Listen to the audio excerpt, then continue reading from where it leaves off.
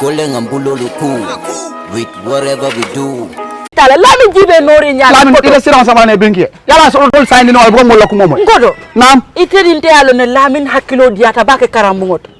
Anu sainteng ministry ko di ngole si suko na amanke ko do holiday. Si bitun. Bagona de. Ala ni ko kede namo balo. Ala ni na ko na karta bulo be dam ala ni je. Ngodo. Nam. Ngodo mon kontan fere. Jamani mu ne keda. Ifika lamin ki wulo ko no nyintai mon ko do fete malo lamin nyande sila la be la moy kala karango. Jamani karamol be sorande ne ko fasita wulo ko nako. Karambugol ma ni ko karambugol soronda amanke kom holiday lem. Ngodo. Dini wo nyanta sila la ala karango la moy yamen kamen fue. Man kontan anda mande. Allah nyin kombo kurang adanda la kombo len do la jan karamol soronda do kamen kurang ma ra do la kombo. E ko ndol fanena karamol soronda karamol soron lamin ada lo nyino la amanta ra fena sokon. Ala mu nekela lamin ite fayda malon kon lesinol be ke kar radio to Nga fine. e ko nyadi mo lamin Nga fine. ya mu na fonye bi kabin mina kan tambita nteri maning fatu tambite la sukol ala dinol bebe siri be la moy ka faru dan so am fana tambita jele ni subala la ngaje dinol be jet talanta nen kili waro e be serin jelet sa lamin fadante ku kili wo ke no la ba lamin bita ka wulo ko no nyinta mo alami amanda ra fenela ite dine ko di man si yakaru lesinol la moy radio to e balon na mu ne ka ke afende ba nyara ni alon kelentel jiko ite balon tel be cikritel ni man karambe ku kele yaje nata karana mbasa malaya ay tarije par ñarande kombo courant ho findira kombo ide na rajede ni sonka bay ko lamin manyata la wulo ko aru karam mo be so da fa membe ko to wole nati bawo ngalle ni lamin kuntala kombo courant o ka fa me kombo courant asototal wala kinay ko e sisu kono bari ni ko e sisu kono be karangol dike la radio lin telel to hani tele masoto to nyaay man tele soto da bongo bar radio be bulen koto batiri sanga ay si ay alamo sa do kala nyaadi ko ta o bulaji ado kala nyaadi kamun ke nyaadi radio abo la moy la be mona falaje ibe la karandirol kala jele ti talle be radio ko men ka karande ile subject ro baby jele baby jele wala nanga coco moy fa dan so wolya ngombe tambi kana ngadi ni wolje be ikadum bungo de ko kada ma asototal de la min mala be karawala de bari laftalal ideal on ko inde every year second wala fourth muna ni ko di ha ko nde ko folle sinila mba ndele sinlo ne ba mba say mba foke en koto wole fango yen wulindi yalo famo keta bat yu fana bulata ko ko me yen nati jambi la min nyanta karana ndel be jiko be nyineka ya bulay kara wulo kana ta kilar ya bambalo yo be bulaje koto dinni ngoy si ayala le sino la moy radio wala ka munda karamo man soro la men nyana kara si so na radio la sila le ayala le sino dal ko korno ko smolo kilar ya be ngala ko momo sa mi do ni ko no kera mengi bruso ndelo ko ro la ba rosa no radio ba no bari woro radio ni abe je le ba ngamra do man dembe buljan dala nyara nyar woro ko fendi mo la tan tayra ba rosa bara te ku folo ajibe nori nya labi tamete ku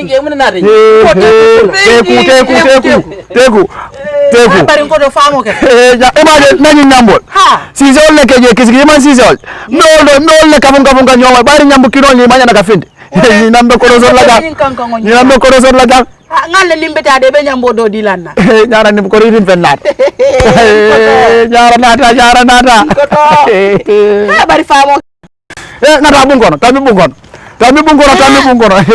nyara ngando ko fele ko ke baru nganda ni pelo landi jak iyo awa dar la bungono bismillah bisu diara pendulala ye fongo tanka sina dolu tanka korota korota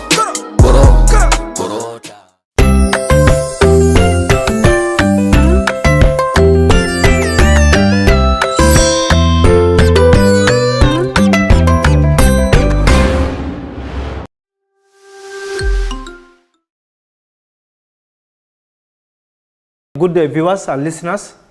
I am Master Jesse who has come to continue with our English language lessons. So today we are going to start looking at types of dependent clauses. Types of dependent clauses.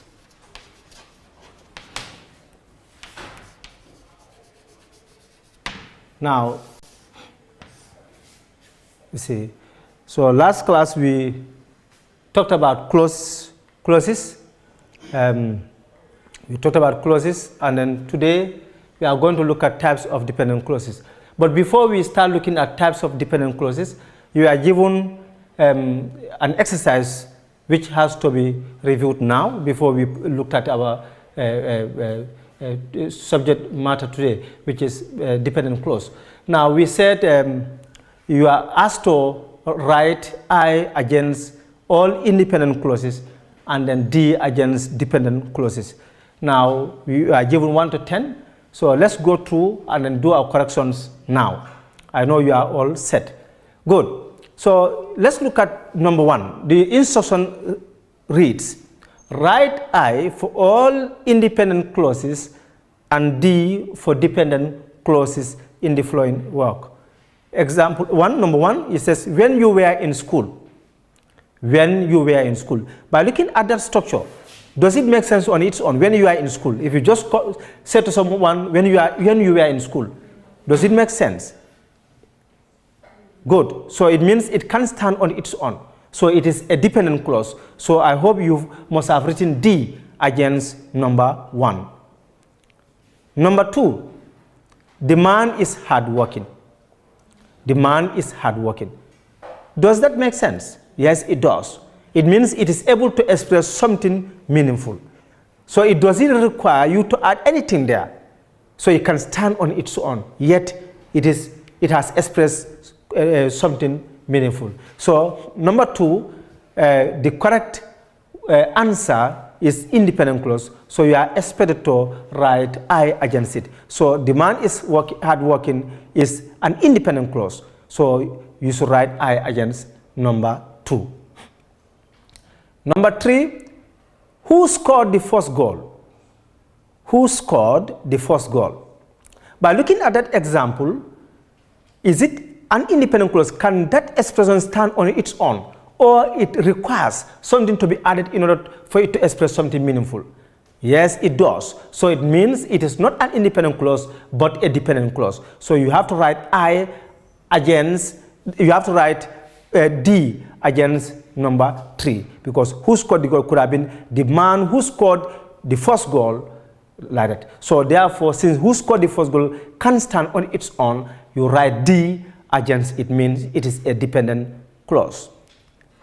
Then we move on to number 4, which is glittering. We are looking at which is glittering. There too, it cannot make sense if you can say the gold, the ring, the bangle or whatever, which is glittering, like that. But once you just say which is glittering, it means it can stand on its own and express something meaningful. So it is also a dependent clause. So it depends on something else in order for it to express anything meaningful. So it is a dependent clause. So your right answer should be D against it. So you are expected to write D against number 4. Number 5, he is happy. It may appear short, but it expresses something meaningful. So he is short expresses complete thought. So therefore, it is an independent clause. So the correct answer there should be I against number 5. Number 6, that he will be late. That he will be late.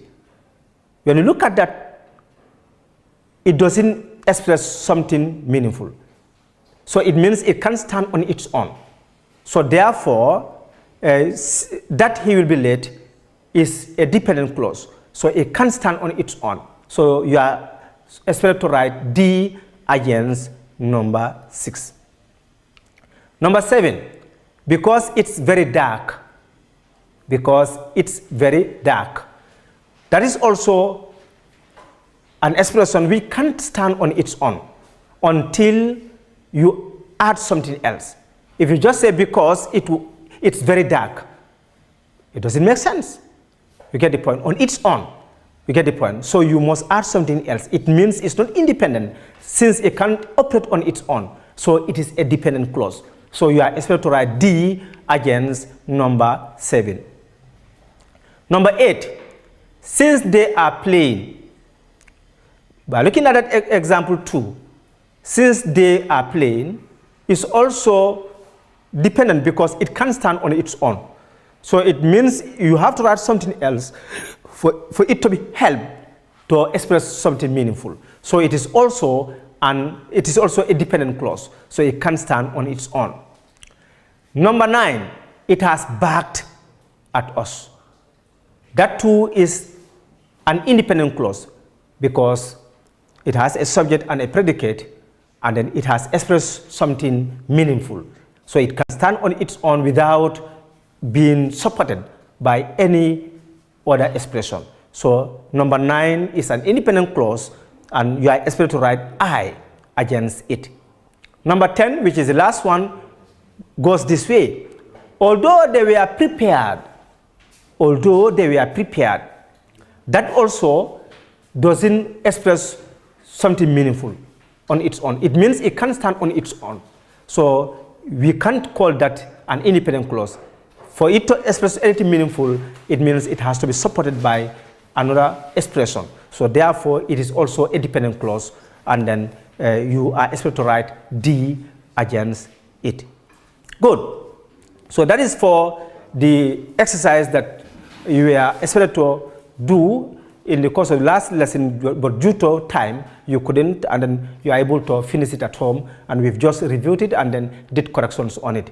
So today, we are going to look at types of dependent clauses. Now, those of you who are following, already we talked about 2 types of clauses. We talked about independent clause and dependent clause. Now, today we are coming to look at types of dependent clauses. Now, we did say that all independent clauses stand on their own, while dependent clauses must be supported by other expressions in order to express something meaningful. So now, we are coming to look at types of dependent clauses. Here we have noun clause, 2 adjectival clauses, and then adverbial clauses. So it means noun clauses, adjectival clauses, and adverbial clauses are all dependent clauses. It means if we use them alone, they won't be able to express something meaningful. So they only have to be supported by other expressions for them to express something meaningful. Let's start by looking at noun. A noun clause is always a dependent clause used as a noun. The following words can be used to start a noun clause: how, if, that, what, whatever, when, whenever, where, whether, which, whichever, who, whom, whoever, whose, and why. Now, these are some words that could help introduce a noun clause. But take note, noun clauses may also be introduced by other words. We have articles like a, like the, like an. A noun clause may also be introduced by a noun or a pronoun. Take note of that. You may have a noun or a pronoun introducing a noun clause, and it's going to be correct. More than that, noun clauses are not only limited to these features that I've just read out, but you may place who or what before or after a verb and make a correction. Once the underlined word serves as answer, you know it is a noun clause. Noun clauses and phrases always answer the question who or what. As we go through the examples, you'll get to know what I'm trying to drive at. Let's look at noun clause and its functions. Now it says a noun clause has several functions as given below. Now functions of a noun clause. Now let's look at functions of a noun clause.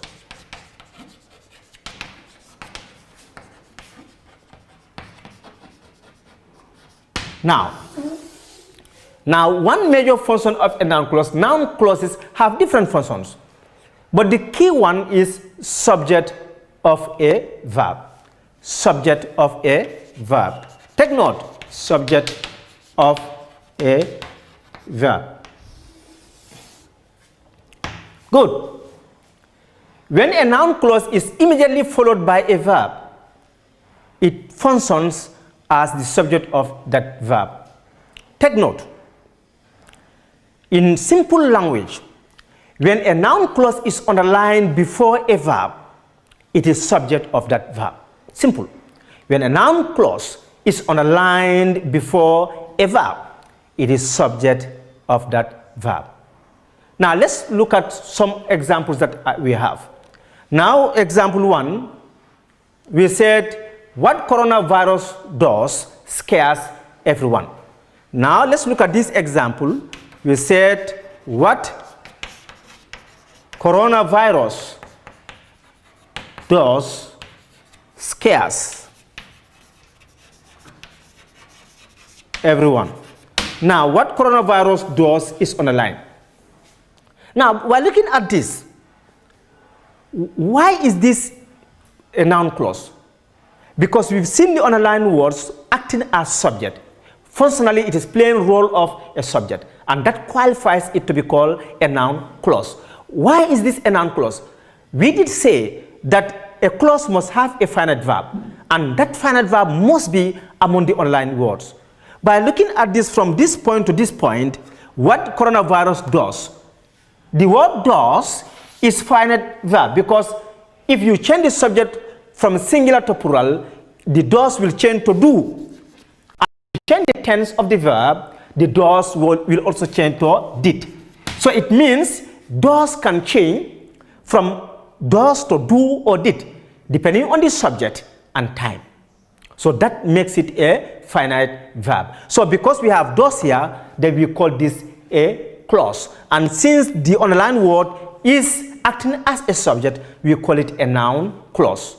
Now, apart from that, what other strategy can we employ to convince anybody that this underlined word is a noun clause and it is subject of the verb? Here, we say what coronavirus does scares everyone. The last word here is, the first word after the underlined word is scarce. And what we do here is that if you put here what scares everyone, the answer is going to be what coronavirus does. What scares everyone, what coronavirus does. So this is a noun clause and it is subject of the verb scarce. So the grammatical term, GN, grammatical name, you say it is a noun clause. It is a noun clause, and GF, grammatical function, you say it is subject of the verb, and the verb is scarce. Scarce. Subject of the verb scarce. That's the point. I hope you are following. Good. So we move on to example 2. We have how the boy behaved was very friendly. How the boy behaved was very friendly. Now we have our example. How the boy behaved was very friendly. Was very friendly is on the line. How the boy behaved was very friendly. Now, how the boy behaved is on the line, sorry. Now we have it this way. Now, how the boy behaved was very friendly. Now, if we put here, what was very friendly? What was very friendly? That's how the boy behaved. So this becomes a noun clause. Why is this a noun clause? Because we have a verb behaved which has taken past tense morpheme. And once we drop that, it becomes the boy behaves. It will take S inflection.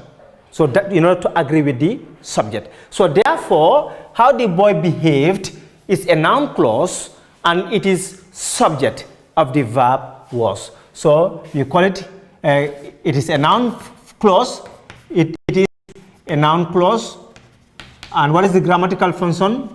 We said to, it is subject of the verb, subject of the verb was. Of the verb was. So that's the point. So it means now how the boy behaved It's a noun clause and it is underlined before the verb was, as you can see. You get what was friendly, how the boy behaved. Number 3, that Bottrop came first, surprised none of their competitors. If you place what before the word surprised, what surprised none of their competitors, the answer is going to be that Bottrop came first. So the came is the finite verb there. It can change from came to come or comes depending on the time and the number. You get the point, in order to agree with the subject or time. So therefore, what surprised none of their competitors, the answer is going to be that Bottrop came first. So that becomes a noun clause. That's 3. It becomes a noun clause. That Bottrop came first. It is a noun clause. And then what is the grammatical function?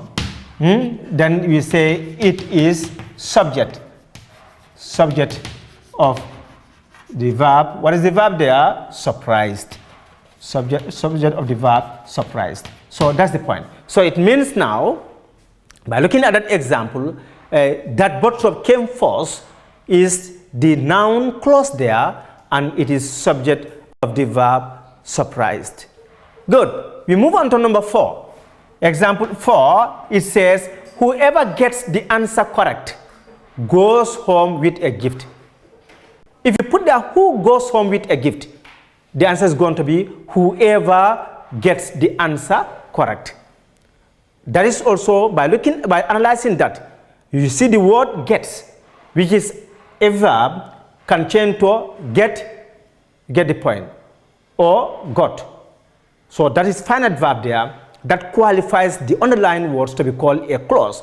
And functionally, since it is acting as a subject, we call it a noun clause.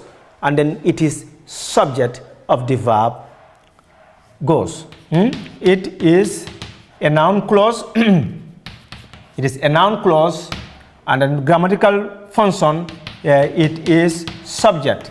It is subject of the verb. Subject of the verb goes. So subject of the verb goes. Good. Then number 5. Now 5 goes this way. Whichever way we take leads us to the partnership whole. If you put what before the verb leads, what leads us to the partnership whole? The answer is going to be whichever way we take. The take there can change to text, can change to took, depending on the subject and time. If you drop the we and make it third person singular, that is either she or he, the take will take an S inflection, it becomes text. And if you maintain the subject and change the time, then the take automatically changes to took. So it is a noun clause, and it is subject of the verb leads. So it is a noun clause. It is a noun clause. Grammatical function, you say it is subject of the verb leads. Good. Now, more than this, we have other indicators of noun clauses, and I want us to go through some of them. If we say an example 6, we say tourist who visited us,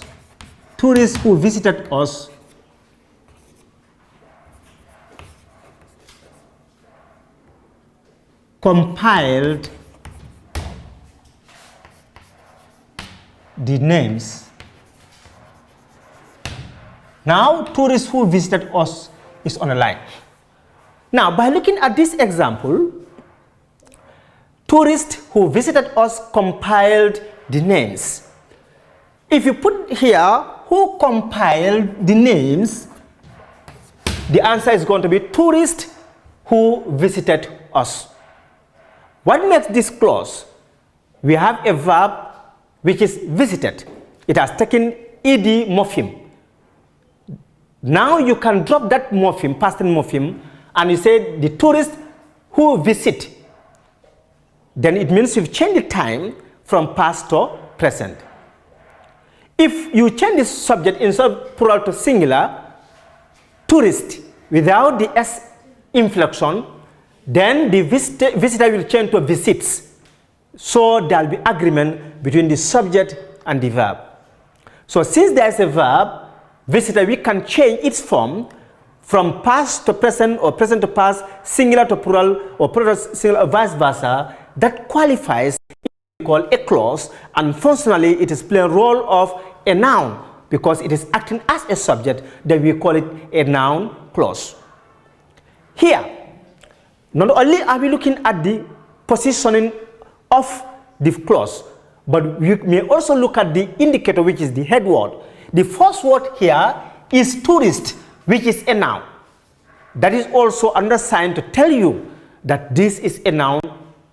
Whether it is a clause or phrase, it's another kettle of fish. But what you ought to do is you analyze to see whether there is a verb that can change its form. If there is, clause. If there isn't, then you call it a noun phrase. So since we have visited here, then this qualifies it to be called a noun clause, and it is subject of the verb compiled. Who compiled the names?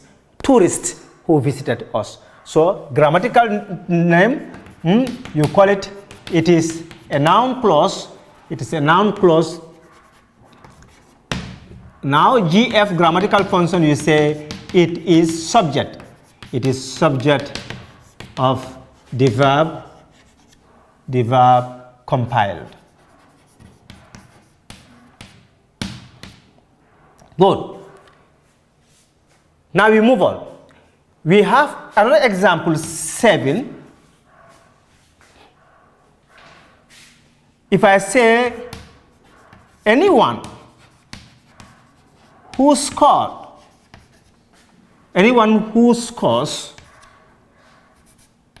the first goal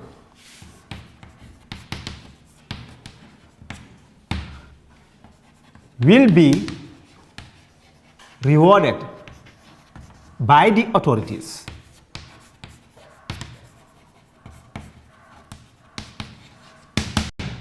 Now, anyone who scores the first goal is underlined. Then here, by looking at this, let's look at the first word here. We did say that a noun phrase or noun clause may be introduced by nouns, pronouns, articles, and other words. And now by looking at anyone here, which is an indefinite pronoun, qualifies this to be called noun. Is it a phrase or clause? We may not know. What should we do? We have to analyze the underlined words and establish whether there's a verb or otherwise. Now by looking at this, we know scores is a verb. We can change its form. You see, scores can change its form from either singular or plural or vice versa. So therefore, anyone who scores the first goal, this scores can change to either score or scored. You get the point? So that qualifies this to be called a clause. And since it is a clause, what is the rule here? But also, we can place who or what here. If we put here, who will be rewarded by the authorities? Question mark. Who will be rewarded by the authorities? The answer is going to be anyone who scores the first goal. So that becomes a noun clause, and it becomes subject of the verb phrase, will be rewarded. Take note, if you have only one verb, you call it verb. If you have two or more and acting as a unit, you call it verb phrase. So therefore, GN grammatical name, you say it is a noun clause. And GF grammatical function, now here this is the set of verbs there. So we call it is subject. It is subject of the verb phrase. Verb phrase will be rewarded. Will be rewarded. Good. So in short, it means if you have a group of words and there's finite verb, You can only name it as noun, adjectival, adverb based on the role it plays. In fact, the best way to answer a question under this is to look at the role of that underlined word. Is it acting as a subject, object, subject complement, object complement, complement preposition or so, or is it acting as qualifier whereby it qualifies a noun or pronoun, or is it acting as a modifier where it modifies either a verb, adjective or another adverb? Once you are able to establish the role or functionality of the underlined word, it is enough to help you to name it. You can call it noun, you can call it adjectival, you can call it adverbial, only based on the grammatical role it plays. As I said earlier, one expression can be noun in one context, can be adjective in another context, or adverb in another context. So basically this is for one function of noun clause. So today we just started looking at subjects. That is where noun clauses act as subjects of verbs. I mean they are underlined before them, and you can always put who or what before the verb and make a question. Once the underlined words have as answer, then you call it a noun clause. Now that is for the examples. So we move on. So we have classwork, and if you can't finish it now, you'll have to complete it at home, and when you come next class, we'll continue with it. But let's look at it now. Classwork, the instruction reads, give the grammatical name and function of the following underlined expressions. Number one, where the man was buried surprised everyone. Two, what they are planning is very good. And then you do others, tourists who are in the house complain about their conditions. Four, strangers who walked to the market received some money. Five, that Peter will pass the exam surprised everyone. And six, who was to be decorated doubted everyone. So this is the class exercise that you ought to do now, and then go through it. Already we talked about subject. See the location and then see the grammatical function. Indicate the name and the function as well. You can start work now.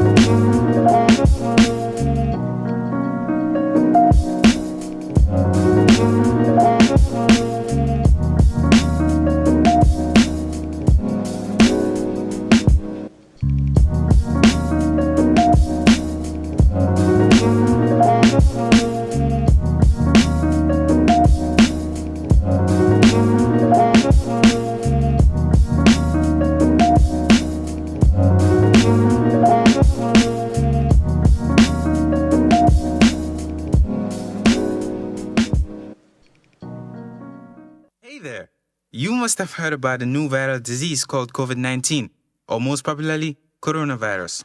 The World Health Organization has declared the coronavirus outbreak a pandemic. Here are some myths and facts about the coronavirus COVID-19. Wow, Manuma Diga. Getting the coronavirus is a death sentence. No, Lord Digger. According to a study by the Chinese Center for Disease Control on February 18, the virus has only killed about 2.3% of the people who have contracted it. I'm afraid that's not true as well. Bro, hale, munna ko am? Boy, they are the COVID-19. You will know. No. How would you know, my friend? COVID-19 causes a wide range of symptoms, which might resemble those of other respiratory illnesses. Plus, it takes about 14 days before the symptoms start showing, so it would be very hard to know if you had it.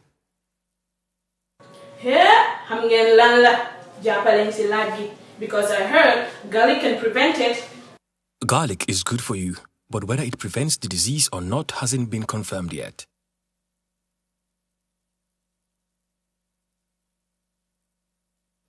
Bro, hey, must be munula prevent from having the disease, okay? Bulna saboba. But with that said, The mask should be worn by infected people so it can cover their coughs and sneezes. It can also be worn by people taking care of and coming in close proximity with someone who's infected. We are safe in the Gambia because they gonna heat can kill the virus. They can be more. The fatanga rek. Sister, uyuma, ken hamangu ndax tangay bi dina rey virus bi wala dedet. Right now it's too early to tell if the heat kills it because studies are just on the way. Lidar lañ aar suñ bopa rek. To keep the body in good health is a duty, and as Gambians, we know a healthy life is important to us as a country. Let us keep it that way. Please share this message with your friends and loved ones. May God continue to bless us. Do not be scared. Just take care. This message was brought to you by Spike Media and XT Expression.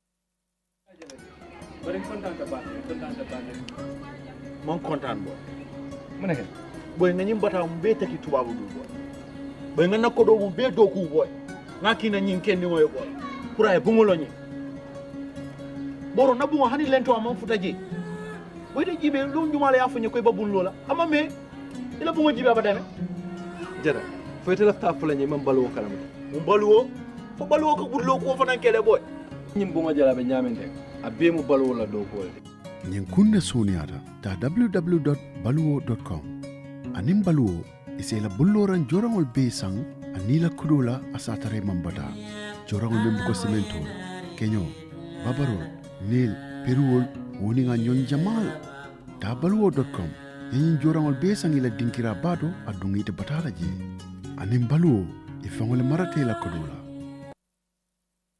Have you a say? Fellow Gambians, my government has approved a $500 million